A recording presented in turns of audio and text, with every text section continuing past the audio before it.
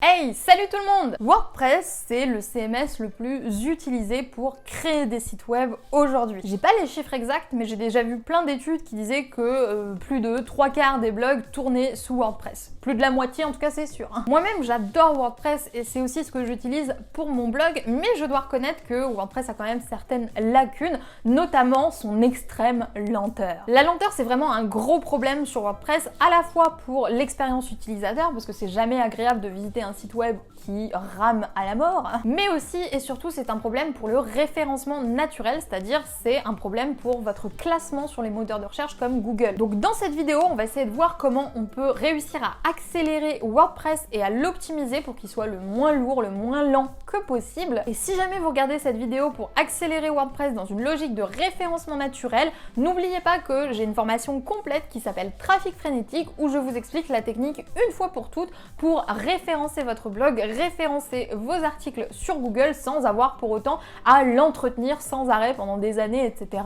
Là, c'est vraiment une technique où on va faire le travail une fois pour toutes. Donc si jamais ça vous intéresse, le lien de Trafic Frénétique sera dans la barre de description. Et moi, du coup, j'attaque tout de suite avec mes 5 astuces pour accélérer WordPress. Les thèmes WordPress, c'est ce qui vous permet de personnaliser votre design. Quel que soit le blog WordPress que vous avez automatiquement un thème et il faut faire très attention à bien le choisir parce que la majorité des thèmes gratuits sur WordPress en tout cas ne sont pas du tout optimisés. Pourquoi j'ai dit ça comme ça? Peut-être parce que c'est blasant? Tout ça pour vous dire qu'en tout cas il y a certains thèmes qui ont vraiment un code qu'on ne voit pas à l'œil nu qui est absolument littéralement dégueulasse, qui fait que votre site il est long et il rame à cause uniquement du thème. De manière générale, je vous conseille vraiment de choisir les thèmes les plus simples que possible et si jamais vous avez envie de personnaliser un petit peu plus en profondeur ce thème, la solution que moi j'utilise et du coup que je vous recommande, c'est d'utiliser un thème payant. Donc soit vous prenez un thème premium qui est déjà tout prêt et au moins vous avez la certitude qu'il est assez rapide, qu'il est optimisé, etc. parce qu'il y a une équipe derrière et que c'est pas quelqu'un qui a bidouillé ça dans sa chambre. Pardon à vous si vous faites des thèmes gratuits, mais la majorité ne sont vraiment pas terribles, disons-le.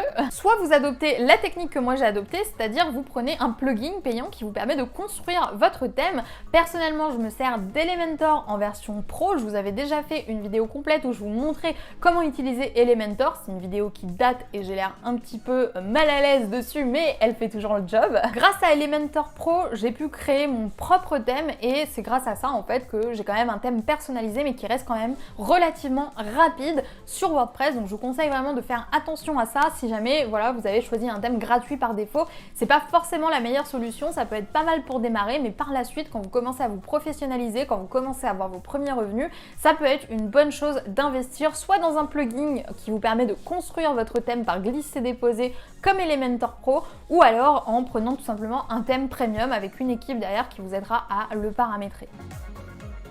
Les images, c'est vraiment le plus gros problème en termes de lenteur et souvent on s'en doute pas parce qu'on met naïvement nos images sans s'imaginer qu'elles sont pas du tout optimisées. Il faut impérativement que vous pensiez à réduire la taille de vos images. Alors pas de panique, je sais que c'est pénible à faire à chaque fois. Il y a des plugins et c'est ça le gros avantage de WordPress qui peuvent vous permettre justement de le faire automatiquement. Je vais vous citer du coup Image Optimizer, que vous pouvez utiliser gratuitement pour optimiser toutes vos images, même celles qui ont déjà été uploadées sur votre blog, ou encore Imagify qui lui pour le coup est freemium, en fait il n'est pas complètement gratuit. Si vous voulez vraiment voilà, faire toutes vos images et que vous en avez un sacré nombre, il va falloir passer à la version payante, mais l'avantage d'Imagify par rapport à Image Optimizer, c'est que même si ça réduit le poids de vos images, la qualité ne bouge pas, alors que je trouve qu'on a une légère perte de qualité avec j'ai arrêté de faire ça, hein. Bref, on a quand même une certaine perte de qualité avec ce plugin au nom rigolo, alors qu'avec Imagify on ne l'a pas, ce qui justifie du coup le fait d'éventuellement prendre la version premium. Mais si vous n'avez pas encore les moyens ou vous n'avez pas forcément envie d'investir pour ça, n'hésitez pas du coup à jeter un coup d'œil à Image Optimizer, j'ai réussi à le dire sans me marrer, et aussi à tester Imagify parce que Imagify vous offre un certain nombre d'images par mois gratuits, donc ça peut être aussi une solution d'utiliser un petit peu les deux en complément pour ne pas avoir à trop dépenser. En tout cas, gardez en tête que c'est essentiel de vérifier que vos images ne sont pas trop lourdes parce que des images trop lourdes c'est le pire moyen en fait le meilleur moyen de ralourdir un site et de faire en sorte qu'il soit très très long à charger parce qu'une grosse image en HD, en 4K, etc. ça prend 1000 ans à charger. AMP, ça signifie tout simplement Accelerated Mobile Page. I speak English very fluently. AMP, c'est en fait un format de page qui, comme son nom l'indique, est 100% optimisé pour les mobiles. Quand on sait qu'aujourd'hui, plus d'une visite sur deux a lieu sur un smartphone, c'est essentiel que votre site y soit adapté à l'affichage des smartphones. Et le meilleur moyen de faire ça, c'est tout simplement d'activer un plugin qui s'appelle AMP for WordPress, qui vous permet du coup de convertir automatiquement toutes les pages de votre blog au format AMP. Alors oui, le format AMP c'est quand même moins joli que le format classique, mais en attendant, ça allège énormément votre site et ça vous permet d'être mieux classé derrière et de ne pas perdre vos visiteurs qui sont sur smartphone et qui n'ont peut-être pas une bonne connexion au moment où ils visitent votre blog. Non seulement vos visiteurs vont adorer ne pas avoir à attendre 10 ans que votre page se charge, mais en plus de ça, Google va prendre ça comme un signal très positif et va avoir envie de vous classer plus haut, en particulier sur les recherches qui sont faites sur smartphone. Sachant que là, on n'a absolument rien à faire à part activer un simple plugin, je pense que ça en vaut la peine.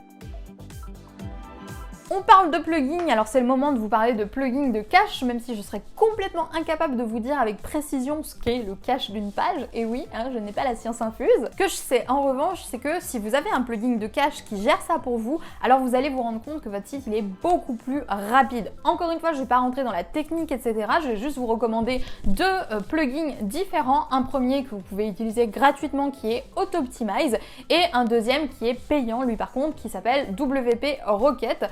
Les deux font exactement la même chose, ils allègent tout simplement votre site en termes de code, etc. C'est pour ça que je vais pas trop rentrer dans les détails parce que c'est pas forcément ma zone de génie, mais en tout cas ça rend vos pages beaucoup plus rapides, beaucoup plus optimisées et à nouveau ce sont des plugins qu'on a juste à activer pour voir la magie opérer. Encore une fois, plus il y aura de détails, plus il y aura de choses sur une page web, plus elle sera lourde. Donc ça vaut pour les polices, surtout si vous utilisez des polices qui ne sont pas les polices par défaut. Si vous utilisez des polices un peu funky, essayez d'en utiliser le moins possible. Pareil pour les widgets, il y a un widget comme ça que je vois sur pas mal de blogs qui est le widget qui affiche en fait les photos Instagram en dessous d'une page, etc.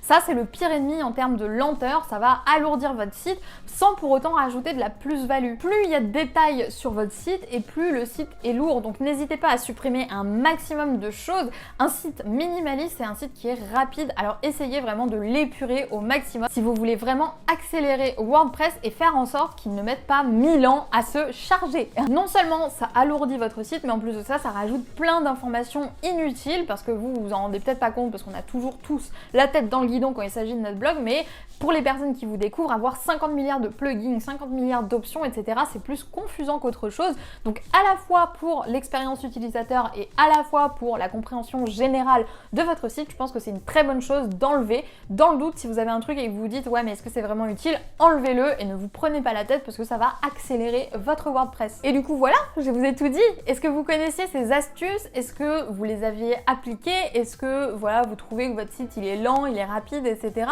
Dites-moi dans les commentaires ce qu'il en est. À nouveau, si jamais vous cherchez à accélérer WordPress pour avoir un meilleur référencement, n'oubliez pas que la formation Trafic Frénétique vous donnera un maximum d'astuces pour le faire une fois pour toutes et pour ne plus avoir à vous embêter avec ça parce que clairement c'est assez pénible, on va pas se mentir, même si c'est quand même plutôt utile d'être bien classé sur Google quand on veut attirer du trafic. En tout cas, moi j'espère que cette vidéo vous aura plu. Si jamais c'est le cas, n'oubliez pas de me laisser un petit j'aime pour me le faire savoir. Moi je vais vous laisser là, je vous souhaite une super bonne journée et je vous dis à plus pour de nouvelles vidéos sur la chaîne de Wonder Wild Queen.